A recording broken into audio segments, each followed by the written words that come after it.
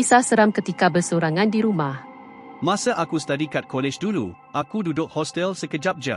Selebihnya aku duduk rumah sewa, dekat sikit dengan college. And memang hobi aku berpindah randah macam nomad. So rumah sewa las aku kat Batu Muda. Masa ni aku repeat satu subjek kat college. Lepas dari kejadian yang aku nak cerita ni, aku terus ambil keputusan nak berulang je dari Karak ke KL setiap hari untuk ke kelas. Aku menyewa kat rumah Batu Muda ni dengan dua orang bestie aku. Dorang ni bukan student, dah bekerja. Kita namakan mereka DN Fira.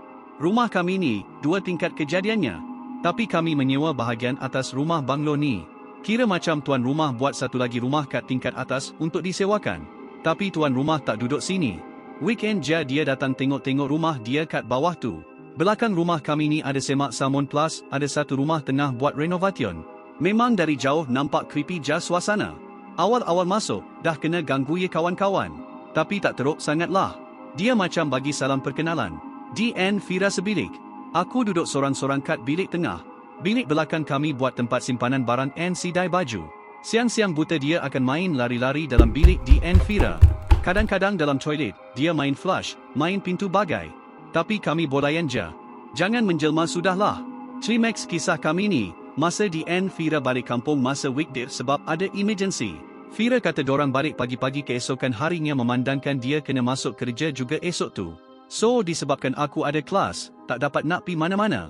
Kenalah tinggal sorang-sorang macam biasa. Tapi hari tu bukanlah hari yang biasa ya teman-teman sekalian. Fira awal-awal dah pesan kat aku suruh buka semua lampu yang ada dalam rumah. TV pun dia suruh pasangkan sampai pagi. Satu, sebab aku duduk sorang and belakang rumah tu ada rumah kongsi pekerja renovation. Rumah kami pernah kena pecah masuk seminggu sebelum kejadian ni masa kami semua tak ada kat rumah.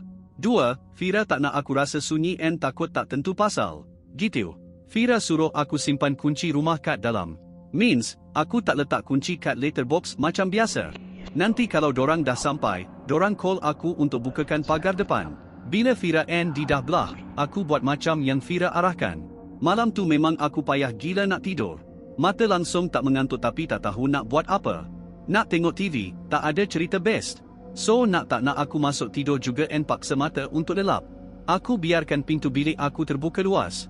Bilik aku ni menghadap pintu masuk utama tau. So aku boleh dengar dengan jelas kalau ada orang bagi salam or ketuk ke apa.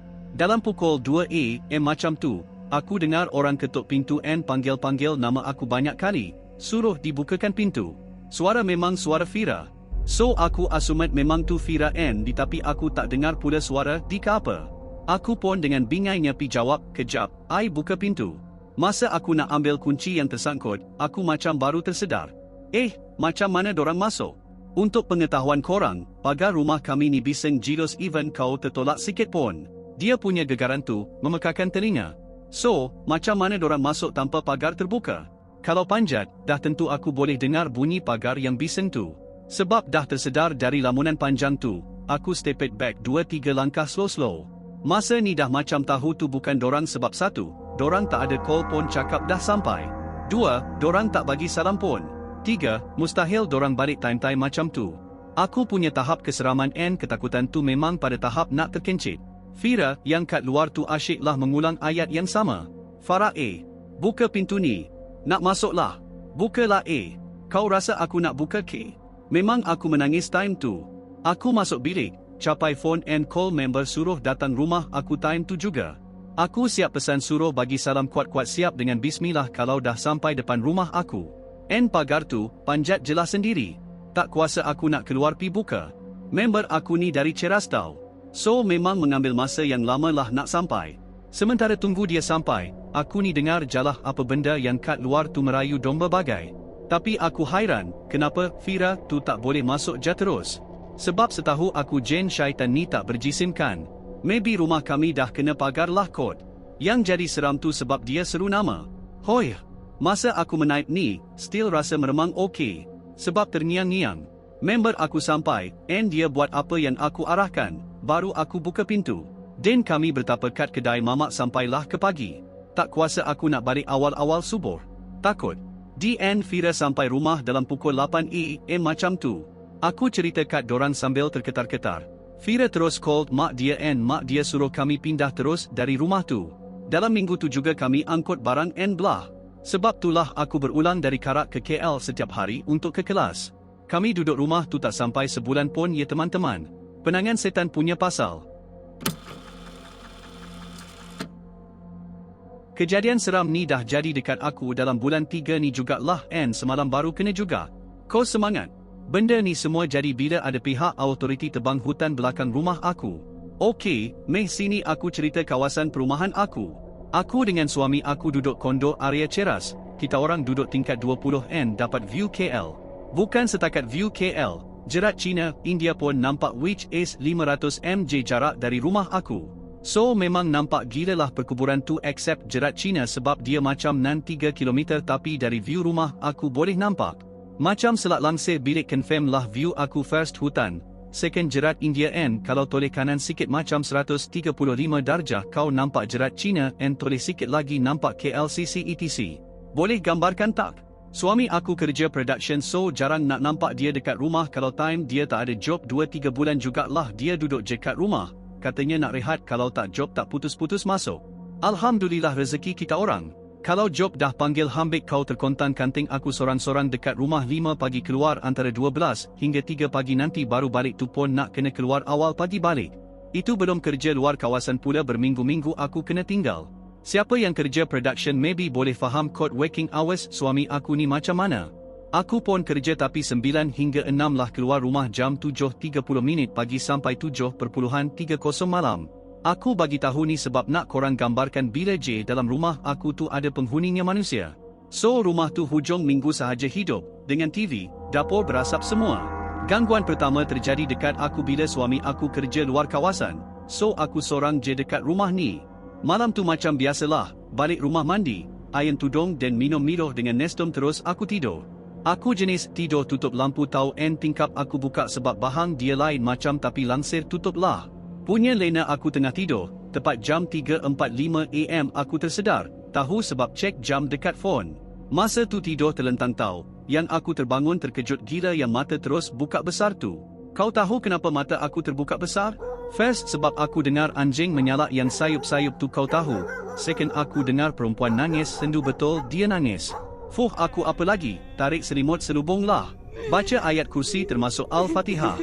Baca Al-Fatihah termasuk ayat kursi.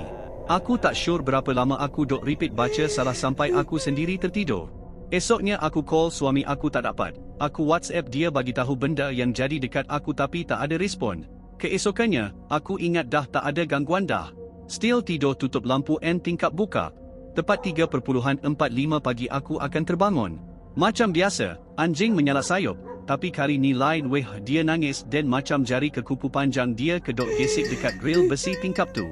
Banyak kali weh ting, ting, ting, ting, lebih kurang macam tulah bunyi dia. Takut dia tak payah cakap lah. Terus aku capai lampu kat side table terus aku on. Tak tahu jam berapa aku tertidur. Start dari tu, aku dah tak buka tingkap bilik aku kecuali pagi masa aku nak bersiap-siap pergi kerja. Before gerak kerja aku tutup balik. Bila aku tutup tingkapkan, dia nak tingkap masa aku tidur. And yes benda ni semua jadi tepat 3.45 pagi. Ada satu weekend tu, aku tidur petang lah kan. Semua kerja dekat rumah dah settle, so nak rehat je lah. Aku tidur tutup pintu bilik. Masa aku tidur tu, macam-macam aku dengar orang buka pintu bilik sebelah. Dok buka tutup. Stres aku. Belum lagi dia buat tarik kerusi meja makan, tapi bunyi je bila aku cek tak kena tarik pun. Nak kata orang atas, level 20 ni dah paling atas dah. Dan bila aku bangun, tak ada pula dia nak buat bising semua. Bila malam, macam biasa 3.45 pagi anjing menyalak dan ketukan kat tingkap. Macam minta izin nak masuk gitu. Aku malas layan, aku sambung tidur balik. Rasa tak takut sebab tutup tingkap buka lampu tidur. Esoknya suami aku balik. Aku cerita semua dekat dia masa dinner. Suami ada baru nak masak. Macam biasa lelaki kan mana nak pernah percaya benda macam ni. Dia boleh cakap, you mamai kot sayang. Rasa nak maki tapi takbir biar dia rasa sendiri. So bermulalah episod suami aku pula yang duduk sorang dekat rumah. Tengah aku kerja dia suruh balik half day. Kau tahu sebab apa? Sebab dia duk main game dalam bilik dan bilik sebelah, bilik Ayan, punya pintu duk buka tutup. Dia mula-mula tak syak apa-apa pun. Dia cuma ingat tu angin sebab pintu tu memang problem sikit. 2-3 kali okey dah. Bila dah banyak kali dia cuba tutup pintu tu kuat-kuat and tolak kuat acah-acah macam nak siasat betul ke angin, tak ada pula pintu tu terbuka. Yang membuat dia suruh aku balik tu, masa dia nak tutup pintu dia nampak macam body figure dekat belakang langsir bilik tu. Angin tak ada ni, tingkap pun tak buka, tapi body figure tu cantik je terbentuk dekat belakang langsir. Aku tulis pun seram weh, apatah lagi laki aku yang nampak. Tulah bini cakap tak percaya. End up aku tak balik pun. Malamnya masa tidur timing yang sama 3.45 pagi dia dengar benda tu ketuk tingkap bilik kita orang and aku pun terjaga. Terus aku cakap dekat dia, aku terjaga sebab nightmare. Ada 3 ekor pocong dekat luar rumah macam nak masuk siap macam nak tengok dalam rumah ada orang ke tak. Muka dia orang hitam, teksturi kulit macam kulit kayu and mata dorang besar. 3 hari je suami aku dekat rumah, lepas tu dia start kerja balik. Tidur sorang balik. Semalam masa nak tidur macam biasa aku baca 3 call Al-Fatihah. Tengah aku baca tu, ada satu suara yang macam berbisik ikut apa aku baca. Terus tunggang langgang aku punya surah. Bila aku stop baca, betul-betul kat tepi telinga aku bunyi nafas lega yang macam kau tarik nafas panjang dan hembus. Masa nak terlelap pula, dia bisik apa entah kat telinga aku. Aku tak faham, so aku ambil bantal tutup telinga aku dan tertidur sampai pagi. Like dan subscribe untuk mendengar lebih banyak koleksi kisah-kisah seram dan sekiranya anda punya cerita seram untuk dikongsikan boleh kongsikan di ruangan komen ataupun email kepada kami.